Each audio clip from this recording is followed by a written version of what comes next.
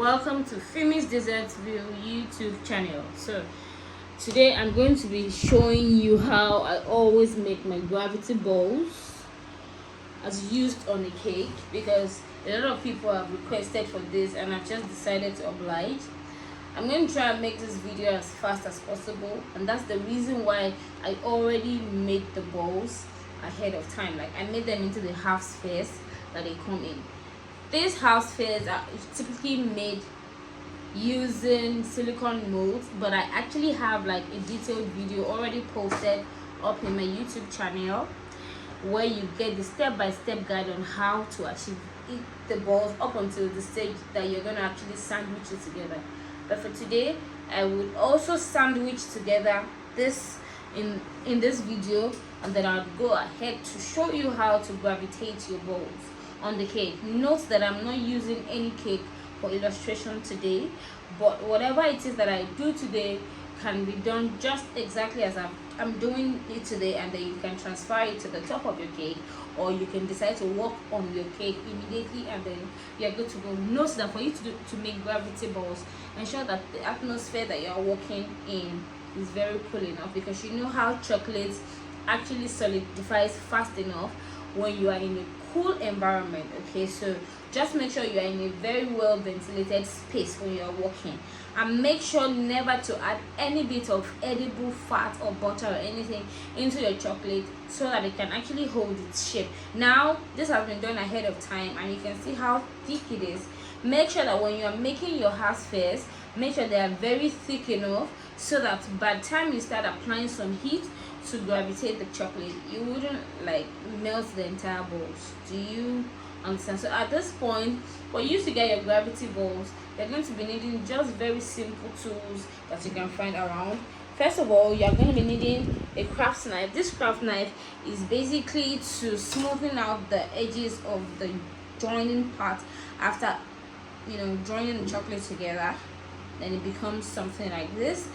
But yeah, so you need that. I'm going to be doing that for all these balls. All of them are half. So you can never actually get a single ball in its original form like that. You need to join it together by yourself. Then for the gravity part, you're going to be needing either you use toothpick, the really small toothpick, or you use the skewer. For you to use skewer, this is what I had access to at the time of this video, so I just need to cut it in small bits according to what I want to gravitate. And then just assuming that you're going to work on a cake immediately, because sometimes the gravity can actually carry some weight, and you don't want a situation whereby whilst your cake is in transit, it slips off or it falls off or anything. So this is going to be like the structure and the support to hold your ball to your cake. So what you do is, if peradventure you're using it with a cake now, probably I would just give you an illustration with a dummy. Whilst we are done, you're supposed to just insert this into your cake, and of course it will have some coming out from the surface of the cake, and then you create a hole at the center point of your ball in the bottom part. So that's for the first one you're going to do. So when you make the balls, you make sure that you create a hole, a small hole that can actually fit this. Alright, so you can actually just pop this in the fire or heat, so that you can just pierce it by itself, just so that you can get the exact hole measurement you need, and then you put it inside, so you know that definitely when it holds it can't slip off or anything whilst in transit, because the weight on the gravity could actually make it tilt or fall off. So when you have this as the structure in between inside, it helps you to have a successful gravity arrangement. And then of course you're going to be needing something like this, or whatever heat, anything that can bring out heat for you. No matchstick, something like this. I mean, this is actually less harmful because you need to use it oftentimes and apply the heat. And then of course you're going to be needing the hot pot. I use my hot pot like hot saucepan, like a pot, non-stick pot that I always heat up each time I need to bind this together. All you need to do is make sure the pot is very hot with absolutely no fluid or anything inside. It's just a dry pot that's been heated on fire, and then you just pop it in for about 2 seconds, so you know it gets this part moistened. You repeat the process for the second one, and then just bind it together immediately, and of course you know the friction happens instantly, and then you smoothen it out by yourself. Use it. That's where this knife comes to play, to make sure that there are no holes that make it look unappealing, so that you can have like a smooth, you know, a smooth blend also. That's what I'm going to do. So at this point I'm going to be getting my hot pot, and then I'll do the practical aspect. Okay, so I have my pot here, very very hot now, so I'm putting it on a towel, just so that it doesn't burn the table. Now at this point I'm going to be moving the chocolate away. You know how the external heat coming out can actually affect the texture of this? Remember what I told you about chocolate and heat and chocolate and cold temperature? So now I've moved it away, some inches away, so that it doesn't affect it directly. So I just need to reach out to each one. So this is what I said I was going to do. So I don't know if it's clear enough. So you just, and be watchful with your hands so that you don't get it burn yourself. So just put it briefly. After doing that, see what the pot looks like. It already melted some part away, and then I'll take the second one. I repeat the same process. The reaction happens immediately, softens, and then we just bind it together just like this immediately, just the same. Yeah, that's how to make your balls, and then you smooth it out immediately.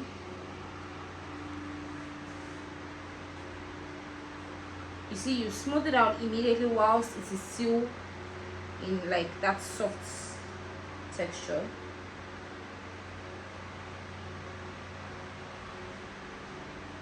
See? So if you have like any bulge or any part of it that seems like it's not well aligned, that's why you need your knife. At this point now, I already got this sandwich together, and see what it looks like already.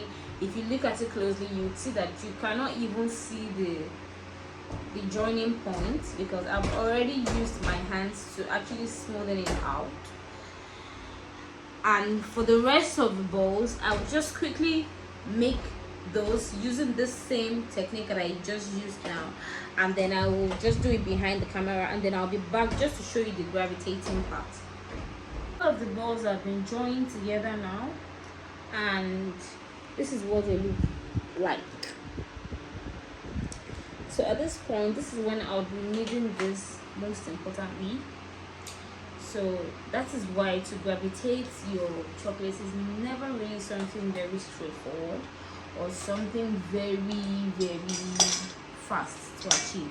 So now, just because I don't have like a cake platform to put this on to ensure better friction, remember I told you about the skewer technique, but it can't work here because there isn't anything to insert it in. I will just try and replicate this. I will place the very first one on this tray, but because you can see that it's going to be wiggling and turning, I need to apply some heat, a bit of heat, not too much.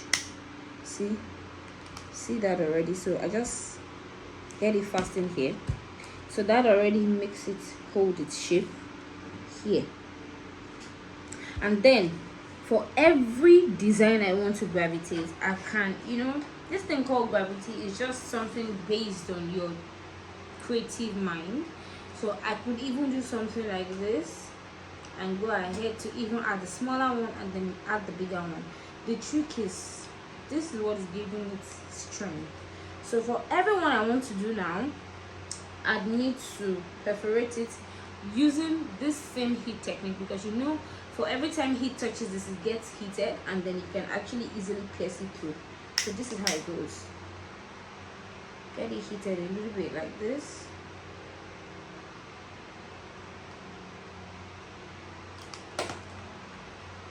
And then use that heat to pierce it through very gently like this. Firm hands. See what I've done. Now you can see that this tip is obviously too long, so after doing that, you just need to take it out and you cut it and just leave some allowance for it to hold up the second ball that will be going up on it. So before you get that, now if you know that you are going to use this next, now you need to perforate the hole in this one, so it's easier to go through instead of just doing it immediately. So what I did in this, I'm going to repeat it with this one too. So I will just see, because it's actually already cold. So I told you how to gravitate balls is not very straightforward, but the more you do it, the easier and faster it will be for you. See, trying to get it perforated. Now you can see why it is very important for you to work with chocolates that have been well finely coated thick, because if not, all of this pressure can definitely not work for a chocolate that does not see. So I have one hole here. I'm going to repeat it here too, because you know there's going to be a joining, so I'm going to repeat it here too. I hope you guys are following. This is just like simple science. You can see how thick the chocolate is.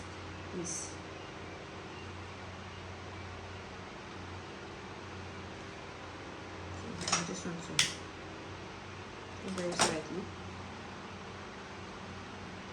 So when the client actually requests for you to get a gravity design on their cake, you need to factor in the time that you're going to expend getting that achieved for the client. Not like you slap them. See what we have here now. So what I'm going to do now, okay, is just to take this in as initially done and do this. And before I do that, I'll just apply a little heat to the bottom side, just so that it can fasten immediately. I add it to the bottom ball. See what we have here. So just apply just a little bit of pressure, just so that it can hold up. At this point, I'll take the smaller one, because I always love the illusion it gives when there is a smaller one in between the bigger one. Like, it creates some kind of, oh wow, how did that happen? Okay, so I will just repeat the same process here. I'm not sure if we'll go through this till the very end, but let's see how far we can go. I really don't want to take so much time, but see, definitely see what we have here. So just the way I had it the first time, I'll repeat it with this one too. It seems a bit fast, but trust me, it's a bit technical. You just have to master the trick. And trust me, what actually gets me so amazed all the time is how it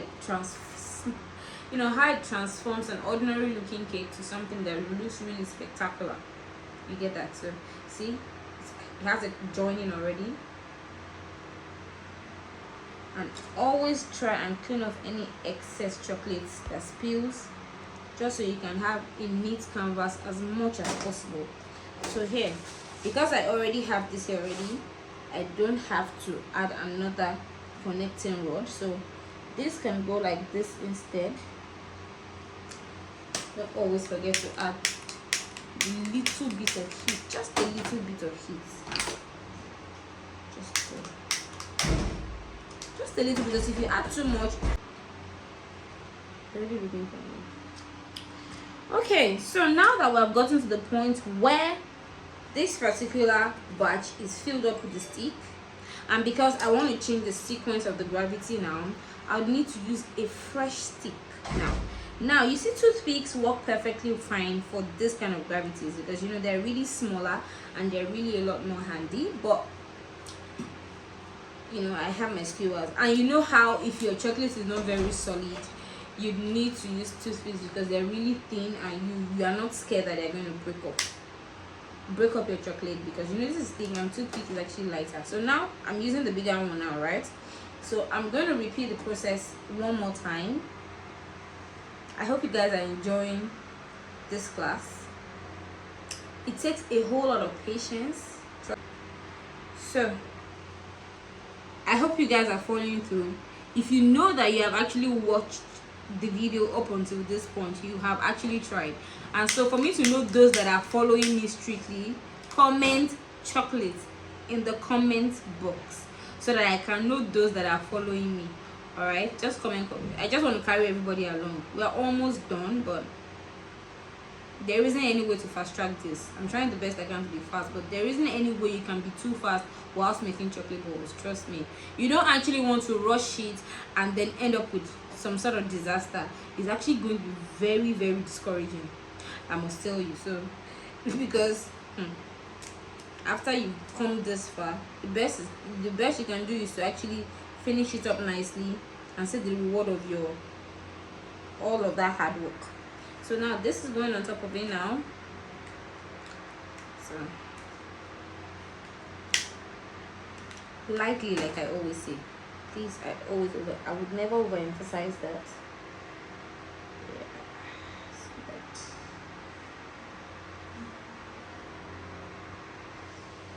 Okay, so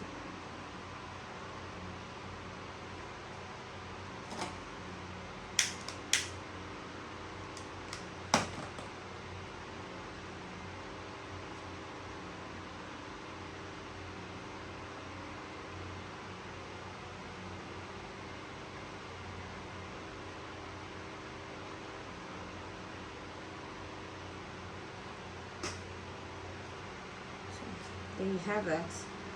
Don't worry, don't let your heart skip. It's actually very solid.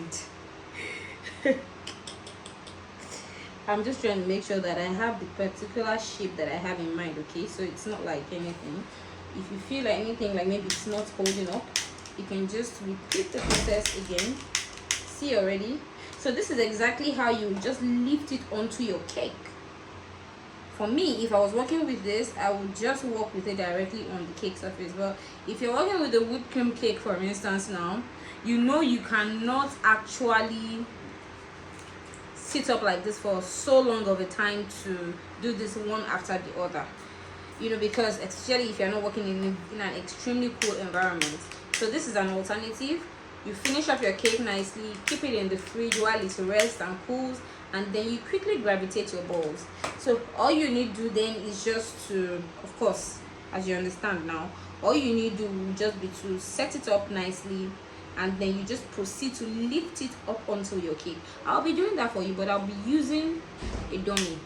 I mean, just so that you can understand what it looks like when you put it on your cake, because to avoid you not getting me right. At this point, this is why you need to follow me up until this point. At this point, I'm not going to be perforating both ends now. You should be able to guess why.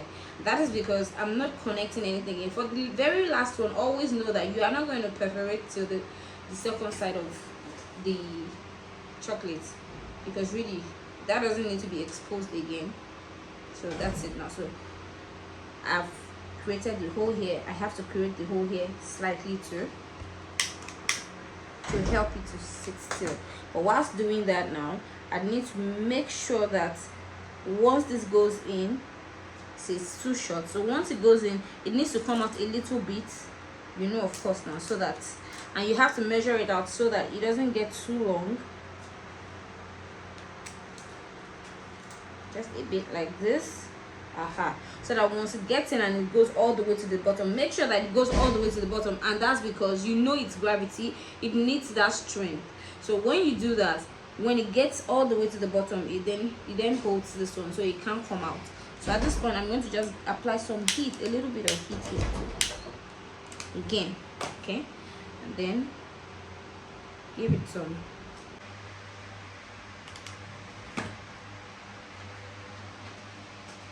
So now the last body is going in now.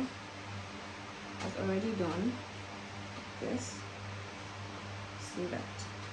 And so I'll just gently pass it through as I've done with the previous ones. And here you have that. Okay. So this is what a typical gravitated ball looks like. It could come in any pattern. You could even go as much as turning it and whatever your creative mind tells you to do. This is about it. So let's just quickly proceed to showing you how you put it on your cake. So let's just assume, okay, See how solid it is already? See that? So let's just assume this is a cake canvas already decorated. So all you need to do is just to use this particular dowel rope, something like this. See? It doesn't even need to go all the way to the bottom side, because yeah, it's just to support the balls. You just need to pierce the surface of your cake like this, up to like this one. Make sure that whatever is left out is just enough, okay, to hold up your gravity balls, not like you would now come and poke it and break it or something. So what you do is, at this point, I'll take this out from the plate, give it a bit of heat again, and then you see it's soft now. See, it's softened already. Can you see that? So you just simply put it on the cake like this, just like this. This is how it goes on your cake. So just wait a little bit for it to set. This is a dummy, so yeah, it's not a cake. So trust me, if you follow through with this process as explained, your balls go as far as it can go. It will travel, it will go anywhere, and you have no problems with it. That's why it is painstaking. I'm gonna apply a little heat here because a dummy is actually not similar to a cake. It's actually a bit hard, so making it a bit harder to get firm. See, it's not even sticking to the dummy. Let's just see if that works. You get the idea. So let's just see it's not even sticking to the dummy. Let me take it out, okay? But you get what I was trying to explain. So let me take it back to the plate. It seems to hold up better on the plate. Seems to hold better on the plate. See, it's stuck firmly on the plate. So that was just for illustration purpose. Apparently the texture of the dummy is definitely not that of a cake. So that will be all for the class. Let me just show you what it looks like now. So I just lift it gently like this. Let's put it here. Okay. So there we have it, guys. Our all chocolate gravity ball is ready to get on your cake. All right, I hope that you found this interesting. I hope you found it helpful. I hope you learned a thing or two. I hope you're going to try it out, and definitely you let me know when you do. Drop your feedbacks, your reviews, and your observations in the comment box, and let me know if actually this was worth your time. So till next time, I remain your favorite girl, Famous Desserts Video. Bye.